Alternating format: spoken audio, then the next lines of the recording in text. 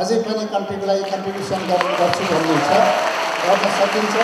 आजसम्मको हरेक व्यक्तिले आफ्नो जिम्मेवारी पुरा गर्नुभयो भने देश सुन्दर हुन्छ। जिम्मेवारी मात्रै पुरा गर्नु। तपाईँ 1.5 वर्ष म चाहिँ बिना कुर्सी टेबल डाइरेक्टर जस्तो मान्छेलाई बिहान र बेलुका हाजिर गरेर हिँड्न लगाएको अवस्था पनि त्यो बेला मैले जागिर छोड्न पनि लागेको थियो। मलाई गर्व लाग्छ 90% प्रतिनिधिकरण भएको छ नेपालमा। हरेक गाउँमा हरेक तपाईँको तराईलाई हेर्नुहोस्, कुनै पनि ठाउँमा नेपाली जनता वास्तवमा चाहिँ त्यत्तिकै एकदम आक्रान्त, त्यत्तिकै लोड सेडिङले मात्रै भएको थिएन। हेर्नुहोस्, तपाईँको लागि यो ठुलो उपलब्धि थियो। त्यो त्यत्तिकै हुँदैन। लोड सेडिङ अन्त्यमा ठुलो कन्ट्रिब्युसन थियो। जति लोड सेडिङ हुँदै थियो त्यति नै लोड सेडिङ बढ्दै गर्थ्यो। किन करिब 30 वर्ष 32 वर्षसम्म विद्युत प्राधिकरण घाटामा थियो। त्यो सँगसँगै लोड सेडिङ अन्त्य सँगसँगै हामी विद्युत प्राधिकरण नाफामा ल्याउन सक्यौँ। करिब 35। यदि तपाईँलाई अप्ठ्यारो भयो भनेर भाग्नुभयो भने त्यो सफलता हुँदैन। जुनसुकै लिनुहोस्, तर तपाईँले भित्री मनदेखि त्यसलाई डुबुल्की मारेर त्यो सब्जेक्टले अगाडि बढ्नुहोस्।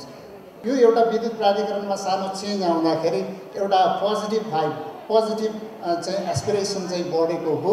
यसलाई राम्रोसँग नेपाली समाजमा र बाहिर पनि यसलाई चाहिँ एउटा वर्ल्ड ब्याङ्कले एउटा केसै बनाएको छ नेपालको, यो how Nepal electricity has been turned around भनेर। यो एउटा मैले वासिङटन धेरै कुरा राख्न चाहन्न।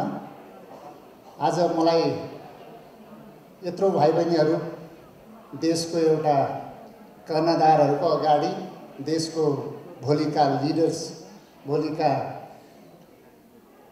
एकदमै सशक्त लिडरहरूको अगाडि केही शब्द केही बोल्न पाउँदा अत्यन्त खुसी लागेको छ। म अघि सुनिरहेको थिएँ, वास्तवमा तपाईहरुको जुन एज 12 क्लास पढेपछि त्यसपछि तपाईहरुको करियरको सुरुवात भएको छ, भर्खरै सुरुवात भएको छ। अब कता जाने भनेर तपाईहरु आफ्नो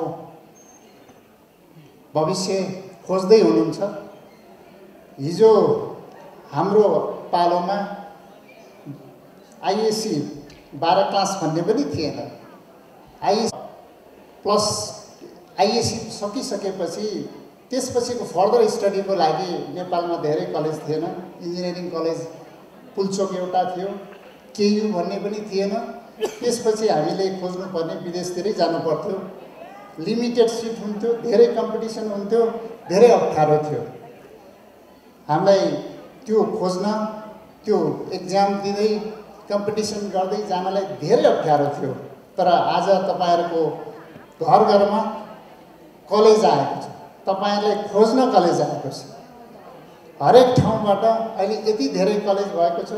इन्जिनियरिङ गर्नुस्, डाक्टरको लागि भन्नुस्, मेडिसिन गर्नुस्, हरेक क्षेत्रमा म्यानेजमेन्ट गर्नुस्, यति धेरै कलेज, त्यो पनि क्वालिटी एजुकेसन दिने कलेजहरू यति धेरै आएको छ। त्यो वास्तवमा 46 साल पछिको एउटा ठुलो उपलब्धि नै मान्नुपर्छ यसलाई। यो ठुलो उपलब्धि हो। तपाईहरुलाई अब करियर कसरी जाने भनेर सिकाउनलाई पनि कलेज आइरहेछ। यो एकदमै राम्रो विषय हो। तपाईहरु भाग्यमानी भन्नुपर्छ। अब मैले बोलिरहँदाखेरि तपाईहरुले अघि मेरो नाम लिनासाथ ताली बजाइरहनु भयो।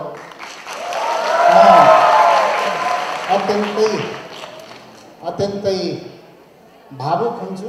धेरै समय मैले वास्तवमा आफ्नो करियर सुरु गर्दाखेरि म एउटा सानो गाउँको स्कुलबाट पढ्न सुरु गरेर गाउँको व्यवहार घाँसपात गर्दै पढ्दै काठमाडौँ आएर आईएससी पढेर इन्डियासम्मको इन्जिनियरिङ अध्ययन पुरा गरी यहाँ पुल्चोकबाट मास्टर्स इलेक्ट्रिकल विषयमा, त्यसपछि मैले एमबीए पनि ईएमबीए पनि गरेँ। केही यो विषय पनि मलाई एउटा महत्त्वपूर्ण लागेर पढेको थिएँ। यो मैले आफ्नो करियरमा एउटा विषय चाहिँ एकदमै महत्त्वपूर्ण लाग्यो। एउटा तपाईले एउटा आफ्नो एक किसिमको रोड म्याप जुन बनाएको हुन्छ त्यो तपाईले सफल किसिमले सफलतापूर्वक सम्पन्न गर्न सक्नुभयो, सफलतापूर्वक त्यसलाई चाहिँ पुरा गर्न सक्नुभयो भने त्यो एउटा समाजको लागि पनि रोड म्याप हुँदो रहेछ। मेरो गाउँमा वास्तवमा एसएलसी पढ्ने मान्छे मात्र पनि थिएन। अझ मेरो समाजमा त एसएलसी पढ्ने मान्छे धेरै नै कम, अहिले पनि कमै छ। तर अहिले त्यो गाउँमा करिब 40 जना इन्जिनियर मात्रै पढ्नेहरू छन्। किनभने मैले इन्जिनियरिङ पास गरिसकेपछि त्यहाँ चाहिँ धेरैले इन्जिनियर डक्टर पढ्नेतिर लागे र 40 जना चाहिँ इन्जिनियर त्यो सानो गाउँमा इन्जिनियर पढ्ने मात्रै छन्। त्यसले पनि एउटा तपाईले एउटा बाटो देखाउनु भयो भने त्यो बाटोमा लाग्ने मान्छे चाहिँ धेरै हुँदो रहेछ भन्ने चाहिँ प्रमाणित गर्छ। अब अघि म्यानेजमेन्ट र लिडरसिपको कुराहरू आइरहेछ। अब विद्युत प्राधिकरणमा आएर मैले धेरै चमत्कारको विषय गरेको होइन, एउटा जिम्मेवारी पुरा गरेको हो। हामी हरेक व्यक्तिले आफ्नो जिम्मेवारी पुरा गर्नुभयो भने देश सुन्दर हुन्छ। जिम्मेवारी मात्रै पुरा गर्नु। तपाईँ अहिले म धेरैजसो म्यानेजमेन्ट र लिडरसिपको विषय कुरा गर्दाखेरि म्यानेजमेन्ट भनेको गेटिङ थिङ्स डन, लिडरसिप चाहिँ भनेको चाहिँ के हो भने leadership is making people happy or prosperous. अब पिपल ह्याप्पी बनाउनलाई के गर्नुपर्छ त भन्दाखेरि तपाईँहरू पनि एक किसिमको लिडर हो। तपाईँहरूले आज राम्रोसँग पढ्नुभयो भने तपाईँको परिवारमा तपाईँको प्यारेन्ट ह्याप्पी हुन्छ, तपाईँको समाज ह्याप्पी हुन्छ। राम्रो चाहिँ पढेर एउटा राम्रो चाहिँ विज्ञ भएर निस्किनु भने देश ह्याप्पी हुन्छ, देशलाई ह्याप्पी बनाउन सकिन्छ। त्यो भएको हुनाले अरूलाई ह्याप्पी बनाउनु लिडरसिप हो। त्यो सबैमा कर्पोरेट लिडरसिपमा भन्नुहोस्, हरेक क्षेत्रमा यो लागु हुन्छ। राजनीतिक क्षेत्रमा पनि त्यही हो। अहिले हामी धेरै कम्प्लेन गर्छौँ, धेरै कुराको कम्प्लेन गर्छौँ, तर आफूले के गर्ने भन्ने चाहिँ हामी धेरै बिर्सिन्छौँ। त्यो चाहिँ हामीले आजको समयमा धेरै मनन गर्नुपर्ने विषय चाहिँ त्यो हो। कम्प्लेन गर्ने भन्दा पनि आफूबाट परिवर्तन सुरु गरौँ। तपाईँ आफ्नो व्यवहार, आफ्नो आचरण र आफ्नो जुन काम गर्ने शैली हो त्यसबाट परिवर्तन गरौँ। तपाईँ समाज परिवर्तन गर्न सकिन्छ, देश परिवर्तन गर्न सकिन्छ। त्यो परिवर्तन आफैबाट सुरु गर्नुपर्छ। अब मैले विद्युत प्राधिकरणमा आएर तपाईँहरूले भनिराख्नु भएको छ, देखिराख्नु भएको छ, सायद तपाईँहरू 8-9 क्लासमा हुनुहुन्थ्यो होला त्यो बेला। लोड सेडिङ अन्त्य भयो। यो लोड सेडिङ अन्त्य हुँदै गर्दाखेरि हामीलाई ठुलो च्यालेन्ज थियो। विद्युत प्राधिकरणमा आएर लोड सेडिङ अन्त्य गर्न सकिन्छ सकिँदैन भन्ने ठुलो च्यालेन्ज थियो। त्यो च्यालेन्जलाई देशभरि अन्त्य गर्छु भनेर हामी एकैचोटि लागेको भए त्यो सम्भव थिएन। काठमाडौँबाट सुरुवात गऱ्यौँ र आम पब्लिकको मन जित्ने कामबाट हामी सुरुवात गऱ्यौँ। सायद तपाईँहरूले पनि त्यो बेला सुन्नुभयो होला। तपाईँहरूले हामीलाई यो सहयोग गर्नु पर्यो भन्दाखेरि त्यो साना साना भाइ बहिनीहरूले पनि बेलुकाको समयमा यसरी बाल्नु हुँदैन रहेछ भनेर यो घर घरमा त्यो एउटा क्याम्पेन चल्यो। त्यो चाहिँ के हो भने लोड सेडिङ अन्त्य अहिले सजिलो हिसाबले अहिले व्याख्या गर्ने गरिन्छ। त्यो थिएन। त्यो साइकोलोजिकल पार्ट, यो आम पब्लिकको कन्ज्युमरहरूको साइकोलोजिकल पार्ट चाहिँ लोड सेडिङ अन्त्यमा ठुलो कन्ट्रिब्युसन थियो। त्यो साइकोलोजिकल पार्ट चाहिँ हामीले सुरुवात गर्दाखेरि त्यहाँबाट सुरुवात गऱ्यौँ, काठमाडौँको लोड सेडिङ अन्त्य गरेर त्यसपछि हामीले पब्लिकसँग कनेक्ट भयौँ, पब्लिकसँग कम्युनिकेट भयौँ, टु वे कम्युनिकेसन भयो। यसरी लोड सेडिङ अन्त्य गर्न सकिन्छ भनेर हामी अगाडि बढ्यौँ। वास्तवमा इन्भर्टर र ब्याट्री मात्रै करिब 500 मेगावाटको इन्भर्टर र ब्याट्रीको मात्रै लोड थियो काठमाडौँमा। जति लोड सेडिङ हुँदै थियो त्यति नै लोड सेडिङ बढ्दै गर्थ्यो। किनभने आज भोलिदेखि पेट्रोल आउँदैन भन्यो भने पेट्रोल पम्पमा लाइन लागे जस्तै हो लोड सेडिङ। त्यस्तो अवस्था थियो। इन्भर्टर र ब्याट्री एडिसनल लोड थप्दै जान्थ्यो, त्यसमा लस हुन्थ्यो, अरू पनि लसहरू थप्दै जाँदाखेरि लोड सेडिङ थपेकै हुन्थ्यो। त्यसले गर्दाखेरि त्यो साइकोलोजिकल पार्ट, अब लोड सेडिङ हुँदैन भन्ने जुन कन्फिडेन्स हामीले दिन सक्यौँ, बिस्तारै काठमाडौँबाट अरू पनि चाहिँ सहरहरूमा दिन सक्यौँ। त्यसपछि लोड सेडिङ अन्त्य गर्नलाई हामीलाई सहज भयो। त्यसले गर्दाखेरि त्यो चाहिँ महत्त्वपूर्ण पार्ट थियो। त्यो बाहेक धेरै नै अरू पनि विषयहरू छन्। लोड सेडिङ अन्त्य त्यत्तिकै हुन सक्दैन थियो र लोड सेडिङ अन्त्य चाहिँ देखिएको विषय हो। तर लोड सेडिङ अन्त्य सँगसँगै करिब 30 वर्ष, 32 वर्षसम्म विद्युत प्राधिकरण घाटामा थियो। त्यो सँगसँगै लोड सेडिङ अन्त्य सँगसँगै हामी विद्युत प्राधिकरण नाफामा ल्याउन सक्यौँ। करिब 35-40 अरब हामीले 4 वर्षभित्रमा नाफामा ल्याउन सक्यौँ। करिब 26% लस जसले लोड सेडिङ बढाइरहेको थियो, त्यो लसलाई हामीले करिब 15%मा झार्न सक्यौँ। त्यो ठुलो चाहिँ सफलता थियो। त्यो त्यति झार्नु भनेको करिब हामीले काली गण्डकी सेभ गरे जस्तै थियो। म आउँदाखेरि भक्तपुरको लोड मात्रै 28 मेगावाट थियो, लस 40% थियो। भक्तपुरमा अहिले लस चाहिँ करिब 5-6% छ। काठमाडौँभरिको लस हेर्ने भने करिब 4-5% छ। त्यो हुनाले यो ठुलो उपलब्धि थियो। त्यो त्यत्तिकै हुँदैन। त्योभित्रको म्यानेजमेन्ट एकदमै इम्पोर्टेन्ट हुन्छ। त्योभित्र कसरी चाहिँ म्यानेज गर्ने भन्दाखेरि सबभन्दा म्यानेजमेन्टमा, लिडरसिपमा ट्रस्टको चाहिँ एकदमै महत्त्वपूर्ण भूमिका हुन्छ। सायद मलाई आज हामी जहाँ पनि फेल हुन्छौँ त्यो ट्रस्टको कारणले, त्यो विश्वासको कारणले, लिडरसिपप्रतिको ट्रस्ट, लिडरसिपप्रतिको विश्वास फेल हुँदाखेरि त्यो संस्था फेल हुन्छ, त्यो देशमा पनि चाहिँ राम्रोसँग अगाडि बढ्दैन। त्यो भएको हुनाले कुनै पनि संस्था भन्नुहोस्, कुनै पोलिटिकल लिडर, मैले कुरा गरिरहँदाखेरि वास्तवमा म नेपालको पर्मानेन्ट गभर्मेन्ट भनेको यो ब्युरोक्रेसी भन्छ, ब्युरोक्रेसीको एउटा लेभलमा बसेर काम गरेको हो। मैले करिब 25-26 वर्ष काम गरेँ। ब्युरोक्रेसीको लेभलमा चाहिँ हामीले जुन किसिमले ट्रस्ट बिल्डिङ गर्नुपर्ने थियो, जुन किसिमको रिस्क लिएर काम गर्नु पर्थ्यो, जुन किसिमको पब्लिकलाई हामीले दिनुपर्ने जुन सर्भिस थियो, त्यो हामीले दिन सकिरहेको अवस्था थिएन। यो एउटा विद्युत प्राधिकरणमा सानो चेन्ज आउँदाखेरि एउटा पोजिटिभ चाहिँ एस्पिरेसन चाहिँ बढेको हो। यसलाई राम्रोसँग नेपाली समाजमा र बाहिर पनि यसलाई चाहिँ एउटा वर्ल्ड ब्याङ्कले एउटा केसै बनाएको छ नेपालको, यो how Nepal electricity has been turn around भनेर। यो एउटा मैले वासिङटनमा गएर यो एउटा प्रेजेन्टेसन पनि गरेको थिएँ। त्यो भएको हुनाले यो परिवर्तन चेन्ज कसरी ल्याउन सकिन्छ भन्दाखेरि चेन्ज ल्याउनलाई समस्या भएको ठाउँमा चेन्ज ल्याउन सकिन्छ। जहाँ समस्या हुन्छ त्यहाँ चेन्ज हुन्छ।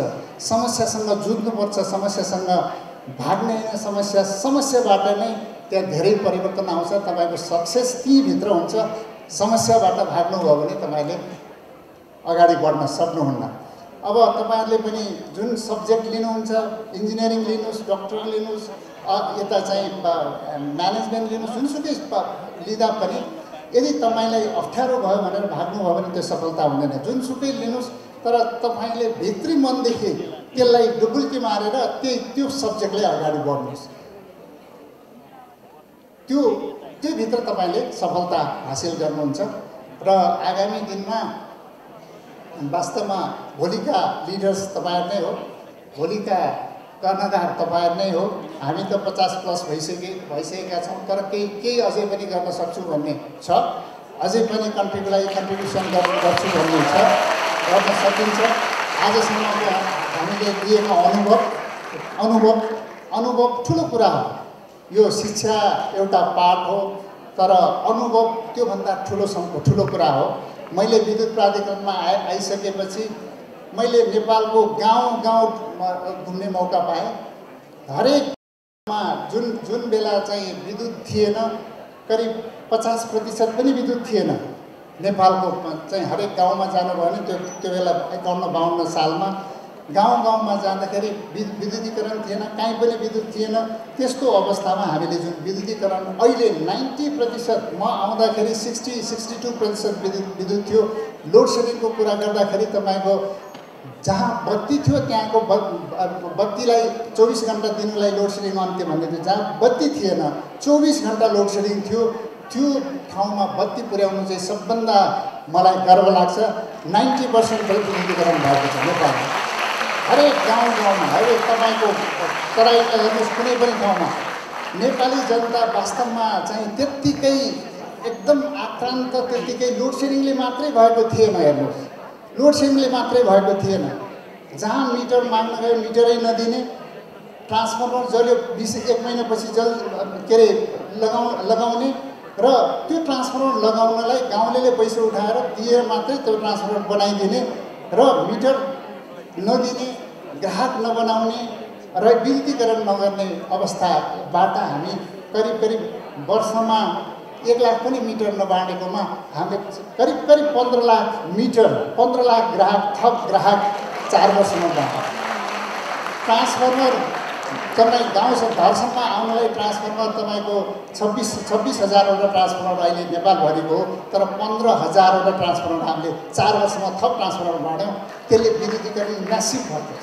त्यसले गर्दाखेरि हरेक ठाउँमा जुन सर्भिस डेलिभरीको कुरा गर्नुहोस्, जहाँ बत्ती पुगेको थिएन त्यो अब विकट नेपालको कर्णाली विकट ठाउँ बाहेक जहाँ जियोग्राफिकल्ली एकदमै अप्ठ्यारो छ, त्यो ठाउँमा बाहेक धेरै ठाउँमा बत्ती पुगिसकेको छ। त्यो भएको हुनाले अब नेपाल आत्मनिर्भरतातिर जाँदैछ। आत्मनिर्भरता भनेर हुँदैन, गरेर गर्नुपर्छ। हरेक व्यक्ति आत्मनिर्भर हुनुपर्छ। अब आत्मनिर्भर भनेको चाहिँ हरेक व्यक्तिबाट आत्मनिर्भरता हुनु पर्यो। तपाईँ आफू आत्मनिर्भर हुनु पर्यो, परिवार आत्मनिर्भर हुनु पर्यो, समाज आत्मनिर्भर हुनु, देश आत्मनिर्भर हुनु। हामी आत्मनिर्भर भन्छौँ, तर काम चाहिँ आत्मनिर्भर होइन, परनिर्भरताको काम गऱ्यो भने त्यो राम्रो हुँदैन। अहिले नेपालको विद्युत खपत गर्नलाई हामी इलेक्ट्रिकल भेहिकलको यत्रो प्रमोसन भइरहेको बेलामा इलेक्ट्रिकल भेहिकललाई चाहिँ तपाईँ डिमोटिभेट हुने हिसाबले पोलिसी आयो भने त्यसले आत्मनिर्भरतातिर जाँदैन। तपाईँ पेट्रोलियम प्रडक्ट हेर्नुहोस्, करिब 2 खरबभन्दा बढीको पेट्रोलियम प्रडक्ट इम्पोर्ट गर्दो रहेछ। आज इलेक्ट्रिकल भेहिकल, इलेक्ट्रिसिटीबाट चल्ने गाडी पर किलोमिटर 50 पैसा 60 पैसाले पुग्छ भने इलेक्ट्रिकल यो पेट्रोलियम प्रडक्टबाट चल्ने गाडी 10 रुपियाँ पर किलोमिटर पर्छ, 7 देखि 10 रुपियाँ पर्छ। अब हामी आफ्नो इलेक्ट्रिसिटी खपत गर्ने इलेक्ट्रिकल भेहिकललाई प्रमोसन गर्नु पर्यो। या एकदमै प्रभावशाली नेता हुनुहुन्छ, उहाँ भोलि सरकारमा पनि पुग्नुहुन्छ। यो हाम्रो लागि क्रक्स कुरा हो। अब लोड सेडिङ होइन, हाम्रो विद्युत खपत गर्नु पर्यो। गाउँमा बत्ती पुगेको छ, गाउँमा अहिले चाहिँ बोकेर चाहिँ तपाईँको ग्यास लगिरहेछ, ग्यास बालिरहेछ भने त्यसको विकल्पमा अब इलेक्ट्रिसिटीबाट इन्डक्सन कुकिङ बाल्नु पर्यो। त्यो हाम्रो लागि आत्मनिर्भरताको कुरा हो। त्यो हुनाले हरेक क्षेत्रमा अब मैले त अलिकति हेरिरहेको आत्मनिर्भरताको कुरा गरिरहँदाखेरि इलेक्ट्रिसिटीमा मात्रै हामी चाहिँ इम्पोर्ट गरिरहेछ भन्दै गर्दाखेरि यहाँ त इलेक्ट्रिसिटी भन्दा 4 गुणा इम्पोर्ट त हाम्रो कृषिमा रहेछ, अरू क्षेत्र रहेछ, सबै इम्पोर्ट छ। वास्तवमा त्यो आत्मनिर्भरतातिर हामी जानुपर्ने अवस्था। हरेक क्षेत्रमा आत्मनिर्भरतातिर अगाडि बढ्नुपर्छ। आगामी दिनमा हामी सबैले अगाडि बढौँ, एकताबद्ध भएर अगाडि बढौँ। म जाँदै यहाँलाई म 1-2वटा कुरा, मेरो अनुभवको कुरा यहाँलाई काम लाग्छ, 1-2वटा कुरा सुनाएर जान्छु। तपाईँहरू अगाडि बढ्दै गर्नु भएको छ। मेरो कुरा गर्ने हो भने म एउटा एकदमै हार्ड वर्क गर्ने मान्छे। पढाइमा पनि हरेक क्षेत्रमा म जहिले पनि प्रथमै हुन्थेँ र हरेक काममा पनि एउटा ओनरसिप लिएर डेडिकेटेड भएर काम गर्ने मान्छे। एउटा सफलताको लागि चाहिँ हार्डवर्क, डेडिकेसन, डिसिप्लिन एकदमै महत्त्वपूर्ण छ। डिसिप्लिनमा बस्नुहोस्, रिस्क लिनुहोस्, टलरेबल रिस्क लिनुहोस्, रिस्क नलिकन हुँदैन। डिसिजन गर्ने ठाउँमा पुग्दाखेरि डिसिजन गर्नुहोस्, डिसिजन गरेन भने तपाईको अगाडि बढ्दैन। यहाँ नेपालमा वास्तवमा अहिले धेरै समस्या भनेको डिसिजन प्रोसेसमा, ब्युरोक्रेटिक लेभलमा डिसिजन प्रोसेसमा र पोलिटिकल लेभलमा डिसिजन प्रोसेसमा समस्या छ। त्यो समस्यालाई अन्त्य गर्नलाई रिस्क लिएर डिसिजन गर्नुपर्छ। प्यासेन्स, तपाईँ कहिले फेल हुन सक्नुहुन्छ, कहिले चाहिँ कुनै कुरामा तपाईँ पछाडि पर्न सक्नुहुन्छ, तर प्यासेन्स लिनुहोस्। मेरो कुरा गर्ने हो भने म चिलिमे हाइड्रो पावर कम्पनीबाट फिर्ता विद्युत प्राधिकरणमा आइरहँदाखेरि 1.5 वर्ष म चाहिँ बिना कुर्सी टेबल डाइरेक्टर जस्तो मान्छेलाई बिहान र बेलुका हाजिर गरेर हिँड्न लगाएको अवस्था पनि, त्यो बेला मैले जागिर छोड्न पनि लागेको थिएँ। तर मैले देखेँ विद्युत प्राधिकरणको यस्तो स्थितिमा म एक विद्युत प्राधिकरणको एउटा लिडरसिप लिएर जान्छु भनेर मैले ठुलो चाहिँ एउटा प्यासेन्स लिएँ। विद्युत प्राधिकरणको कार्यकारी निर्देशक भएपछि एउटा कन्ट्रिब्युसन गर्ने ठाउँमा तपाईलाई पोजिसन नभइकन, त्यो ठाउँ नभइकन पनि फेरि त तपाईँको चाहिँ एक्सपोजर, तपाईँको आफ्नो जुन अनुभव छ त्यसलाई एक्सपोज गर्न सकिँदैन। त्यो भएको हुनाले त्यो पनि महत्त्वपूर्ण छ। यति भन्दै म तपाईँहरू आफ्नो हरेकले आफ्नो व्यक्तिगत रूपमा तपाईँ आफू चेन्ज हुनुहोस्, आफू परिवर्तन हुनुहोस्, आफू सफा रहनुहोस्, अरू सफा हुन्छ। आफूबाट परिवर्तन सुरु गरौँ। हरेकले चाहिँ आफूबाट परिवर्तन सुरु गर्यो भने यो समाज परिवर्तन हुन्छ, देश परिवर्तन हुन्छ, हामी सबैको भलो हुन्छ, हामी कल्याण हुन्छौँ, समृद्ध हुन्छ। समृद्ध नेपाल यसैमा छ। धन्यवाद।